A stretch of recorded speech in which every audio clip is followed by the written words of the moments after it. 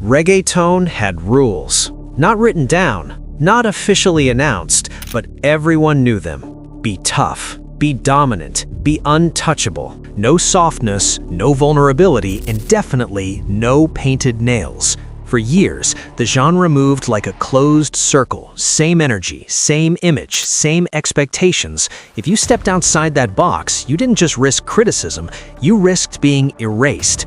Then Bad Bunny showed up. At first, it didn't look like a revolution, just another artist with a different sound, a different vibe.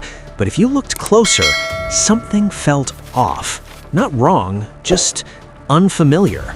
Because while everyone else was trying to look harder, louder, more aggressive, he wasn't trying at all. And that's where the problem started. Welcome to Pop Showroom, where we bring you the stories behind the headlines. If you're not subscribed yet, hit that button right now, because this story goes deeper than anything you've seen in the mainstream media. It didn't happen overnight. At first, it was small things. Painted nails, subtle outfits, tiny choices that most people would ignore. But in reggaeton, those small things were loud. Loud enough to make people uncomfortable, loud enough to start conversations nobody wanted to have. I didn't think painted nails would bother people, specifically Latino men. That wasn't just a comment, it was a realization.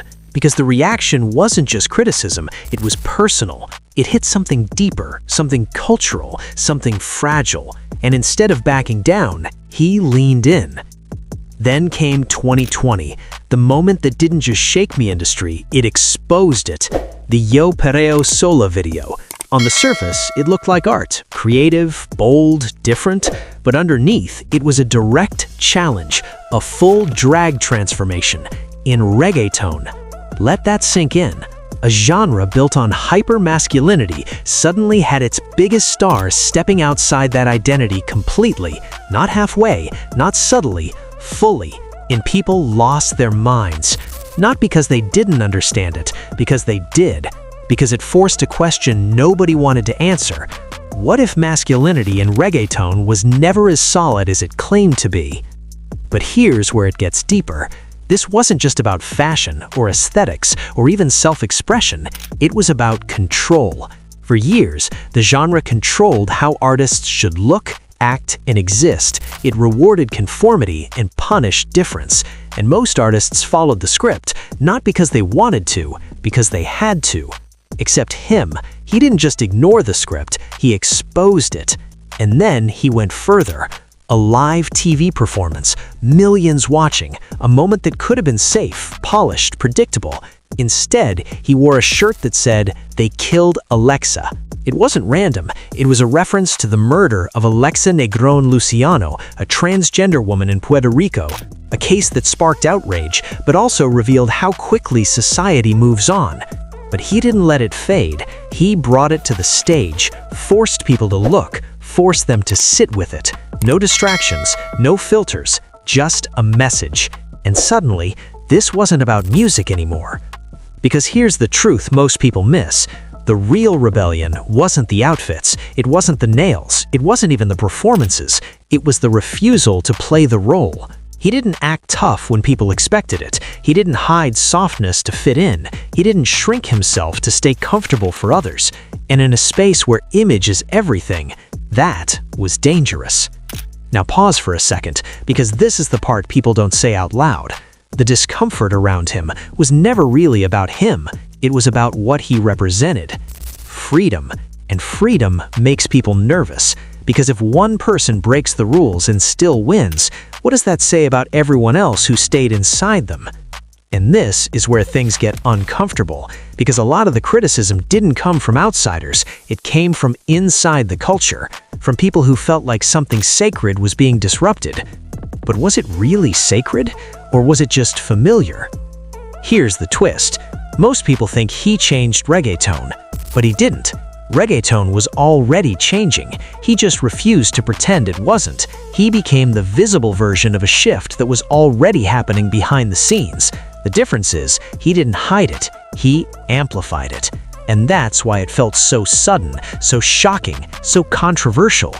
At this point, if you're starting to see the bigger picture, hit subscribe. Not because it's trendy, but because stories like this don't get told properly. And if you're into breaking down the real meaning behind culture, music, and moments people try to oversimplify, you're in the right place. Back to the story. What made this situation even more complex is that he never positioned himself as a rule breaker. He never stood on stage and said, "I'm here to change everything." He just existed differently. And somehow, that was louder than any statement, because it wasn't forced, it wasn't performative, it was natural. And that made it harder to dismiss. Think about it. If he was doing it for attention, it would have faded. If it was just a phase, people would have moved on. But it didn't fade, it didn't stop, and it didn't change. If anything, it got stronger, more intentional, more visible, more unapologetic. And slowly, something shifted. Not overnight, not dramatically, but quietly. Other artists started experimenting more. Fans became more open. The rules didn't disappear, but they became less strict. And the same things that once caused outrage, they started becoming normal.